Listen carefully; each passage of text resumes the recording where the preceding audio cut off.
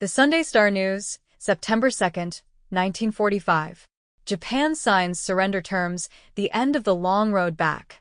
Today, Old Glory flies over Tokyo, symbolizing not only the historic victory over Japan, but the personal triumph of one of the world's greatest soldiers, General of the Army Douglas MacArthur, who not only returned to the Philippines as he promised, but kept on going right to Tokyo. Map at right shows course of his comeback trail, from the retreat to Australia in March 1942 to the present. Ceremony on USS Missouri restores peace to world. Truman proclaims VJ Day. Surrender instrument. U.S. Missouri, Tokyo Bay, Sunday, September 2nd, AP. Official text of the surrender instrument. 1. We, acting by command of and in behalf of the Emperor of Japan, the Japanese government, and the Japanese Imperial General Headquarters, hereby accept provisions in the declaration issued by the heads of the governments of the United States, China, and Great Britain July 26, 1945, at Potsdam, and subsequently adhered to by the Union of Soviet Socialist Republics, which four powers are hereafter referred to as the Allied Powers. 2. We hereby proclaim the unconditional surrender to the Allied powers of the Japanese Imperial General Headquarters and of all Japanese armed forces and all armed forces under Japanese control wherever situated. 3. We hereby command all Japanese forces, wherever situated, and the Japanese people to cease hostilities forthwith, to preserve and save from damage all ships, aircraft, and military and civil property, and to comply with all requirements which may be imposed by the Supreme Commander for the Allied powers or by agencies of the Japanese government at his direction. 4. We hereby command the Japanese Imperial General Headquarters to issue at once orders to the commanders of all Japanese forces and all forces under Jap. Continued on page 2. Sun comes out as rights ended. Japanese and Allied officials sign amid might of Navy and Army. By Mullen Spencer and Spencer Davis, USS Missouri, Tokyo Bay, Sunday, September 2nd, AP. 2 nervous Japanese formally and unconditionally surrendered all remnants of their smashed empire to the Allies today, restoring peace to a war-battered world. Surrender hour was cool and cloudy, but the sun broke through the overcast 20 minutes later as General MacArthur intoned these proceedings are closed. Foreign Minister Mamoru Shigemitsu, who signed for the Japanese government, doffed his top hat and nervously fingered his fountain pen before he firmly signed the 2 copies of the surrender document, one for Japan and one for the Allies. Shigemitsu penned his name in English on one document. General Yashijiro Onizu, for the imperial staff, also nervous, signed hurriedly, quickly stepped aside. A Japanese colonel wiped his eyes. All of the Nipponese present were tense and drawn. MacArthur signs. Then MacArthur signed, deliberately, using 5 pens. The first 2, silver-plated especially for the occasion, he handed in turn to Lieutenant General Jonathan M. Wainwright and to British General Arthur Ernest Percival, who were forced to surrender Corregidor and Singapore, respectively, in the war's darkest hours. Wainwright and Percival smiled, saluted snappedly. They had been rescued only a few days ago from Japanese prisoner of war camps. It is my earnest hope, and indeed the hope of all mankind, that from this solemn occasion a better world shall emerge out of the blood and carnage of the past, MacArthur said. The historic signing took place on a long table on the gallery deck. Minutes later, from the White House, where Japanese warlords once asserted they would dictate their own peace terms, President Truman broadcast, "We shall not forget Pearl Harbor. The Japanese militarists will not forget the USS Missouri. Flags fly." The 45,000-ton Missouri, which less than a month ago was blasting Japanese war industries with her 166-inch guns, had those rifles pointed skyward and her bow pointed toward the heart of Japan for the ceremony. Flags of the United States, the United Kingdom, China, and Russia fluttered from the spick veranda deck. Once there was a slight delay, when it appeared someone had signed on the wrong line. General Sir Thomas Blamey, representing Australia, signed the Japanese document first, by error, then shrugged as if it really made no difference now. All Allied representatives were. Continued on page 22. Chief Terms Day 1 to remember. Points to beginning of new era of world peace and prosperity. Text of President Truman's VJ Day speech is on page 4. By Robert J. Manning, United Press Staff Correspondent, Washington, September 1st, UP. President Truman tonight proclaimed the end of mankind's bloodiest war and the beginning of an era of world peace and prosperity assured of fruition by the same free skill and energy which produced the atomic bomb. In a broadcast following Japan's unconditional surrender aboard the USS Missouri, that small piece of American soil anchored in Tokyo Harbor, Mr. Truman said, "As President of the United States, I proclaim Sunday, September 2nd, 1945, to be VJ Day, the day of formal surrender by Japan. It is not yet the day for the formal proclamation of the end of the war, of the cessation of hostilities. But it is a day which we Americans shall always remember as a day of retribution, as we remember that other day, the day of infamy." Surrendered by Cabinet. The President made his broadcast at the White House, surrounded by members of his cabinet. Tomorrow night at 9:19 o'clock, as he did after VE Day, he will broadcast a brief message of congratulations and thanks to America's fighting men. Mr. Truman declared that the evil done by the Japanese warlords can never be repaired or forgotten. But he added that their power to destroy and kill has been taken from them by the strongest and toughest and most enduring forces in all the world, the forces of liberty. The President said that the, continued on page 2, General MacArthur hailed as victory architect, lauded by Stimson. Secretary of War also congratulates Generals Spaatz, Wiedemeyer. Washington, September 1st, AP. Secretary of War Stimson tonight hailed General Douglas MacArthur as the principal architect of the Pacific victory.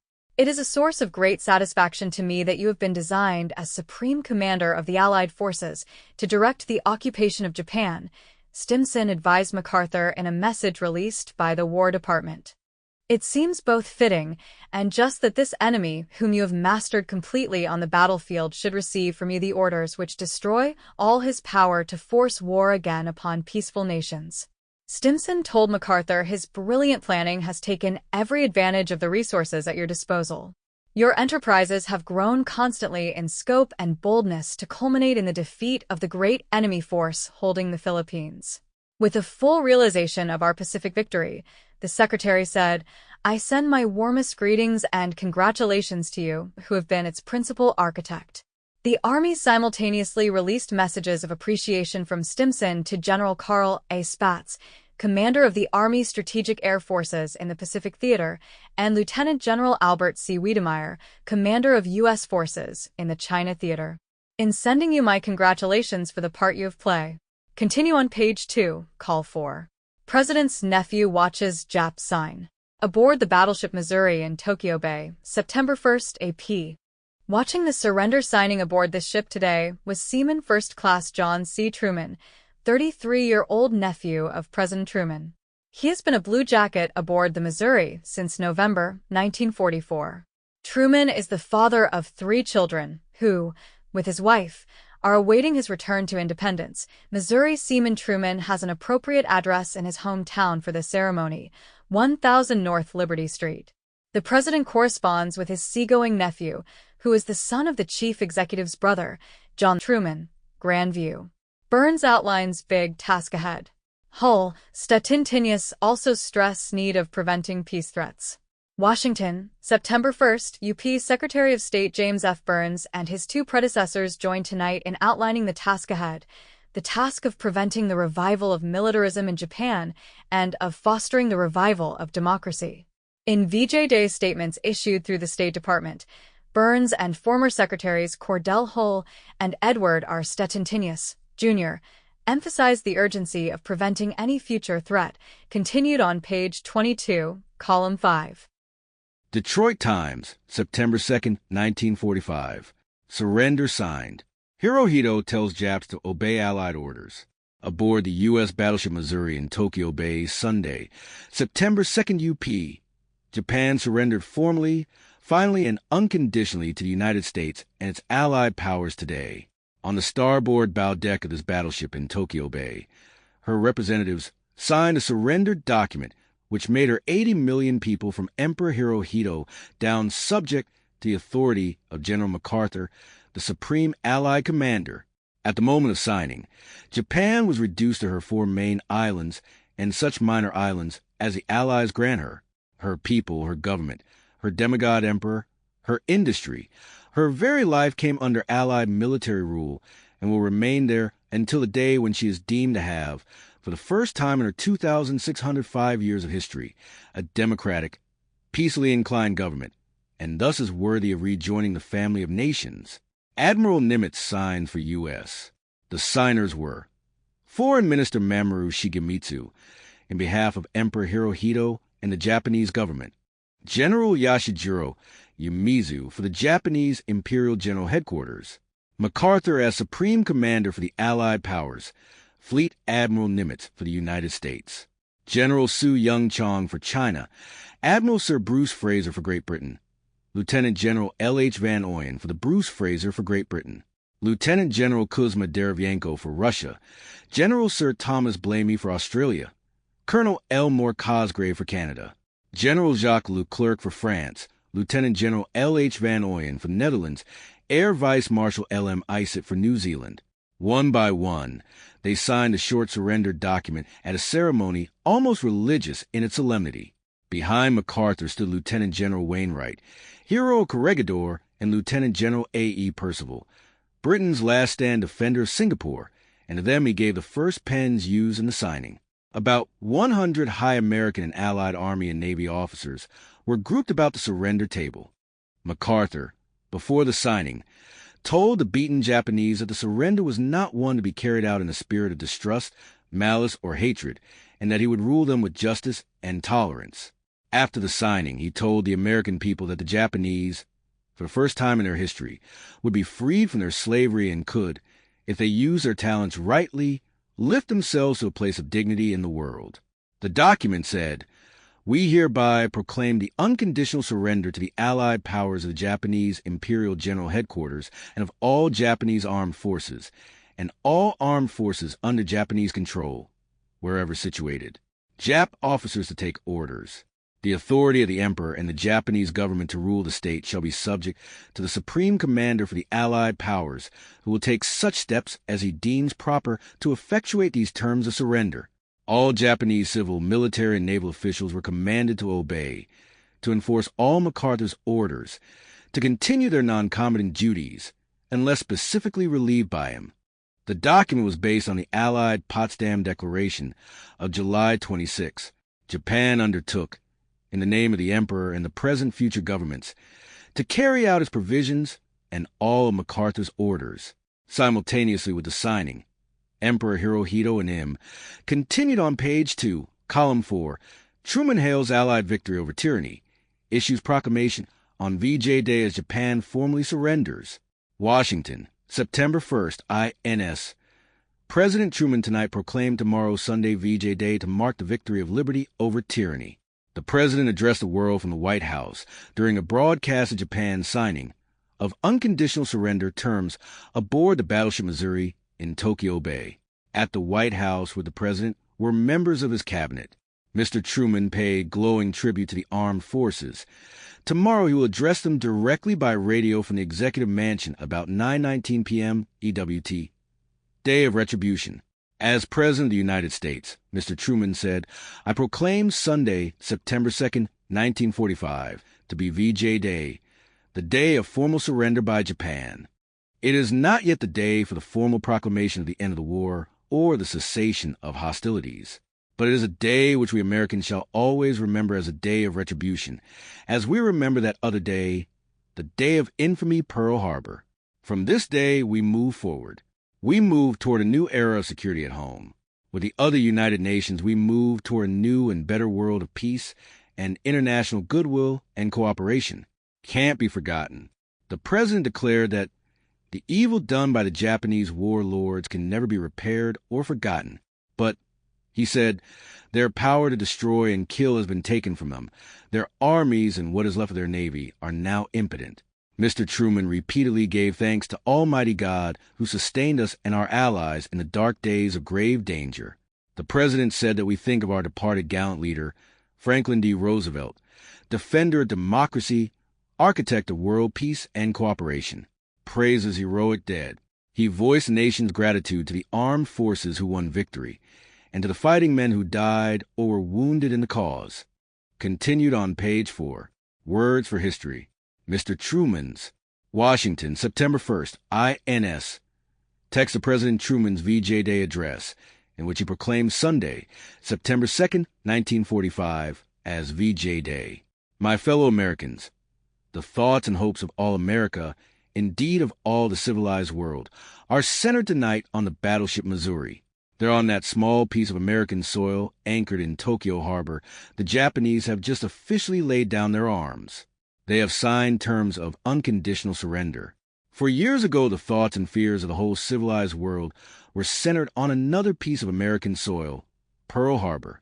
The mighty threat to civilization, which began there, is now laid at rest. It was a long road to Tokyo, and a bloody one. We shall not forget Pearl Harbor. The Japanese militarists will not forget the USS Missouri.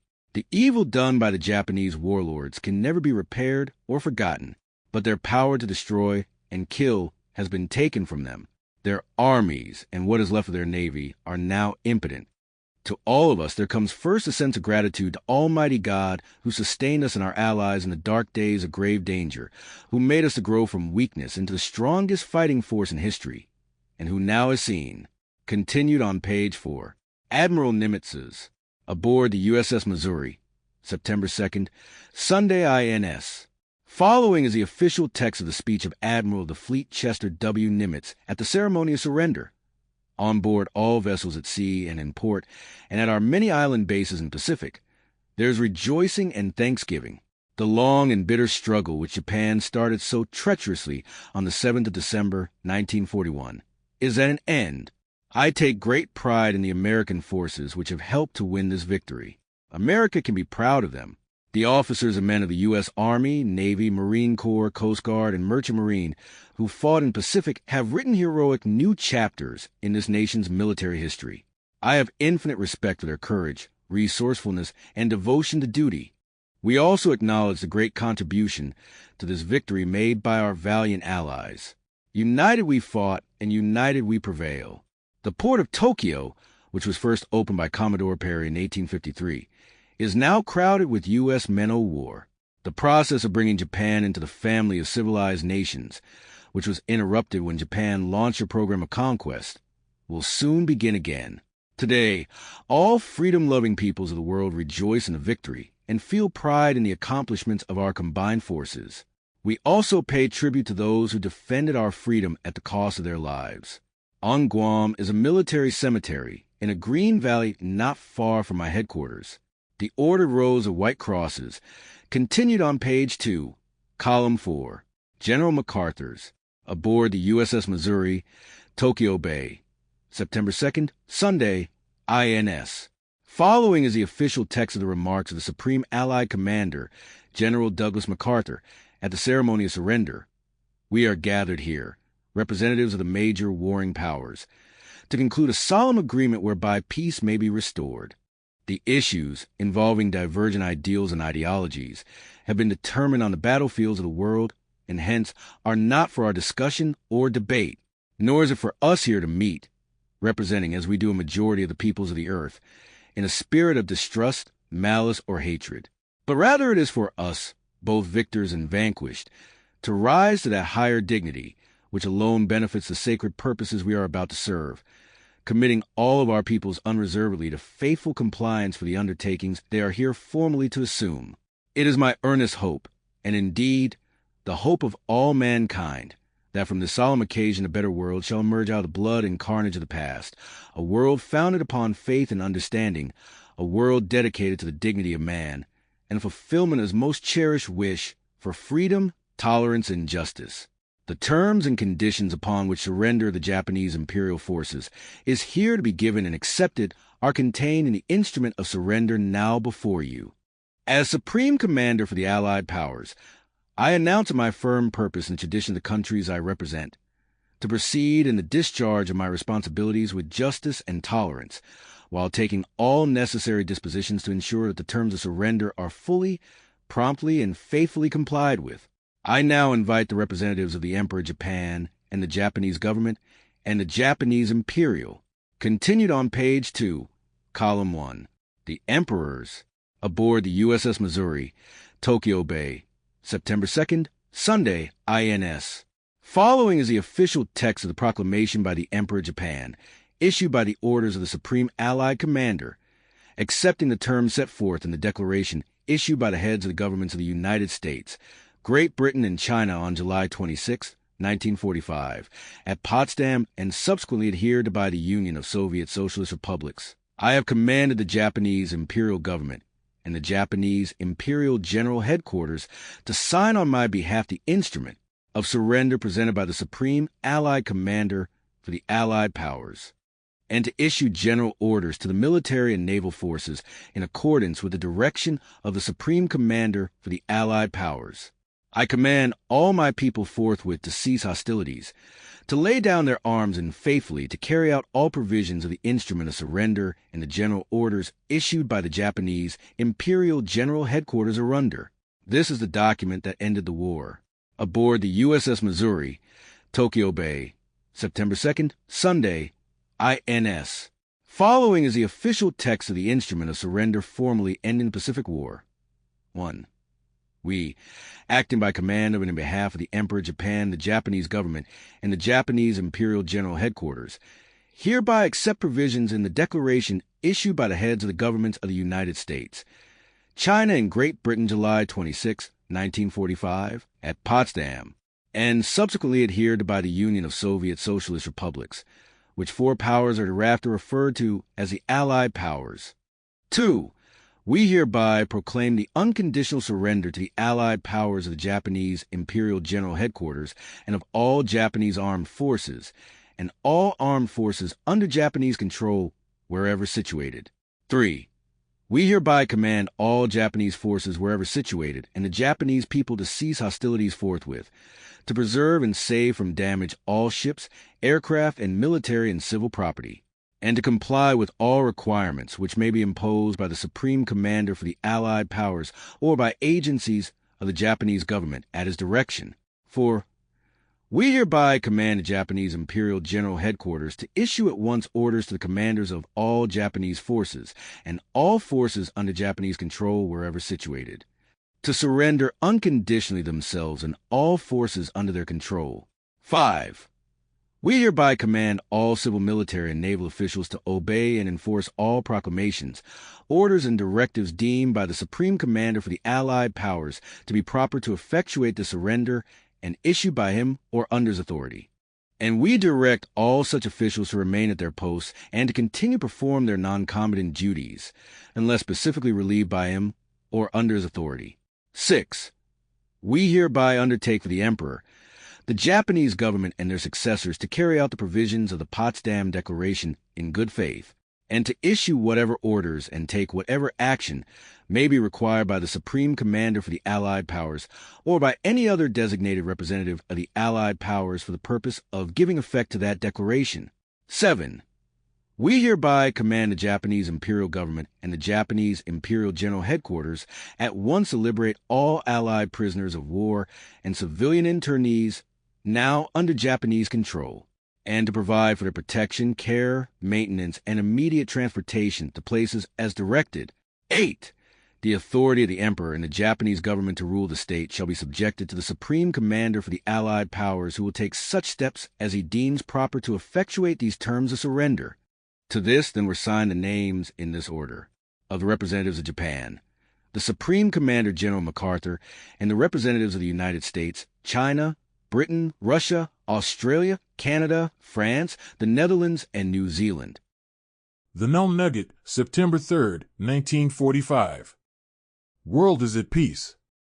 USS Missouri, Tokyo Bay, September 2nd, AP, Japan surrendered formally and unconditionally to the Allies at 9:05 a.m. today, restoring peace to the war-ravaged world, in a solemn ceremony marking the first defeat in Japan's 2,600 years of semi-legendary history.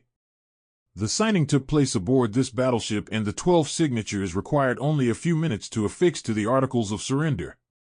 Thus ended the bloody Pacific War, which had entered its 8th year for China and had raged 3 years and 9 months for the United States and Great Britain. 8 allied nations were represented at the surrender: United States, United Kingdom, Russia, Australia, Canada, France, Netherlands, and New Zealand. General Douglas MacArthur, Supreme Allied Commander, signed for the United States, declaring, "It is my earnest hope and indeed the hope of all mankind that from this solemn occasion a better world shall emerge out of the blood and carnage of the past." Foreign Minister Mamoru Shigemitsu signed for Japan. If the moment was bitter for the 63-year-old conqueror of Manchukuo and leader of the expeditionary forces in North China, his inscrutable face and correct manners did not betray it. Man-made power and 2 atomic bombs more disastrous than 1923 quake. Tokyo, September 3, AP. The August 28 edition of Nippon Times received aboard American ships says that the atomic bombing was more terrible than the great 1923 earthquake and urged all nations to strive for a world in which wars will be impossible. America's 2 atomic bomb attacks on Hiroshima and Nagasaki killed 90,000 people and wounded 180,000. The editorial asserted the great earthquake disaster in 1923 which caused the world to shudder with horror, but in comparison with the present Holocaust caused by the hands of man, nature's destructiveness seems but a gentle triviality. The editorial added that American bombing raids throughout Japan had killed 260,000, wounded 420,000 and left 9,200,000 homeless. The suffering of the people under the merciless blows of the enemy's irresistible might show how inescapable was the manner with which the war was brought to a close. Wilmington Morning Star, September 3, 1945. American troops, 35,000 strong, await word for march to Tokyo. President praises armed forces. Free at last, after 3 bitter years. American, British, and Dutch prisoners of war, the first to be liberated on Japanese soil, leap in the air and cheer wildly on the grounds of their prison camp at Amori as U.S. Navy ships arrive to liberate them. U.S. Navy radio photo, international sound photo. Ship convoy disgorging Yank forces for occupation. Landing action comes with half-hour after surrender signing. Bulletin, Baguio, Monday, September 3rd, AP. General Tomoyuki Yamashita formally and unconditionally surrendered the remnants of his once great Philippines Army to liberated Lieutenant General Jonathan M. Wainwright of the U.S. Army today. By Spencer Davis, Yokohama, Monday, September 3rd. AP. Surrendered Japan, stripped of all conquests and arms, was under stern foreign military rule today, Sunday, U.S. time, for the first time in her long and pugnacious history. 30 minutes after Japan signed the surrender on the battleship Missouri at 9:18 a.m. yesterday, 8:18 p.m. Saturday, WW2. A 42-ship convoy steamed into Tokyo Bay and began disgorging troops. By nightfall, the U.S. 8th Army had landed 13,000 troops, swelling occupation forces to beyond 35,000, and only a signal from General MacArthur was awaited for a march on Tokyo. When this order might come was not indicated, but spokesman made it clear that no troops would cross the Tama River at Tokyo's southern outskirts until the Supreme Allied Commander gave the word. Japanese Imperial Headquarters under MacArthur's First Order radioed all field commanders to surrender at once. This same order at a single stroke surrendered all Japanese arms and war-making potential, and the beaten country was warned that all failure or delay would mean drastic and summary punishment. Premier Prince Higashikuni told the Japanese people to obey the terms of surrender and all orders. Only Japanese police charged with maintaining order now may bear arms. All aircraft are grounded, and all Japanese merchantmen must remain at anchor until further orders. Japan was returned inexorably to the size at which Commodore Matthew C. Perry found her when he sailed into Tokyo Bay in 1853, opened the mysterious land to the Occident, and unlocked a Pandora's box of trouble. And the fact that with the surrender and the first occupation order, all factories and research laboratories fell under MacArthur's control showed clearly. Continued on page 5. Broadcast beamed for all points. VJ message. Mr. Truman calls occasion one for rejoicing, contemplation. Washington, September 2nd, AP. President Truman tonight called VJ Day a time for great rejoicing and for solemn contemplation. In a broadcast message on the occasion directed primarily to members of the American Armed Forces scattered across the earth, Mr. Truman said, "With the destruction force of war removed from the world, we can turn now to the grave task of preserving the peace which you gallant men and women have won. It is a task which requires our most urgent attention. It is one in which we must collaborate with our allies and the other nations of the world. They are as determined as we are that war must be abolished from the earth, if the earth, as we know it, is to remain. Civilization cannot survive another total war." Text of President's speech on page 4. It was Mr. Truman's second radio talk within 24 hours. Last night, when word of the formal capitulation of the surrender of the Japanese had been transmitted to the mainland, he proclaimed today as VJ Day. But he emphasized that it was no formal holiday. The restraint with which the United States observed VJ Day was in marked contrast to the celebrations which broke out across the land August 14th, when the Japanese first announced they had had enough of the war they started and then lost. The White House said the president himself had arranged no special observance. Speaking from the White House on a VJ Day program which originated in Hollywood, Mr. Truman told the armed forces, "The high tide of victory will carry us forward to great achievements in the era which lies ahead. But we can perform them only in a world which is free from the," continued on page 5. Only one hitch marks signing of surrender. USS Missouri, Tokyo Bay, September 2nd, AP. The only hitch in the entire Japanese surrender signing proceedings today occurred at the end when the Nipponese discovered that Colonel Moore Cosgrave, Canadian representative, had signed the Japanese copy on the wrong line. For others who followed him had also signed on wrong lines, and it took 5 minutes to cross out the line designations to remedy the situation. 10,000 Japs still armed in Schwejian, unaware of treaty. British clearing sea lanes to Sumatra, Singapore, Malay Peninsula. Kandy, Ceylon, September 2nd, UP. An estimated 10,000 Japanese troops, unaware that Japan has signed unconditional surrender terms, are holding out in the Schwejian area of Burma, and last night they sent a raiding party into Jiajian village 35 miles north of Rangoon. A United Press dispatch from Rangoon said the British were advising the Japanese by various means of the surrender, but the troops are cut off from their headquarters and are still trying to retreat to Thailand under orders given to them shortly after the fall of Mandalay last spring. Burmese patriots repulsed the raiding party, the dispatch said, killing 2 Japanese captains, 1 lieutenant, and 15 soldiers. Arrangements were made for Japanese officers attached to the staff of General Takazo Namata, the Southern Army's chief of staff, to visit the Schwejian area and instruct the isolated groups to surrender. Meanwhile, the British 6th Minesweeping Flotilla and the Indian Navy's 37th Minesweeping Flotilla, supported by the British East Indies Fleet, began sweeping the Malacca Straits of mines at daylight today. Both flotillas have been at sea continuously since August 15th, a communiqué said, clearing the straits preparatory to occupation of the Malay Peninsula, Sumatra, and Singapore.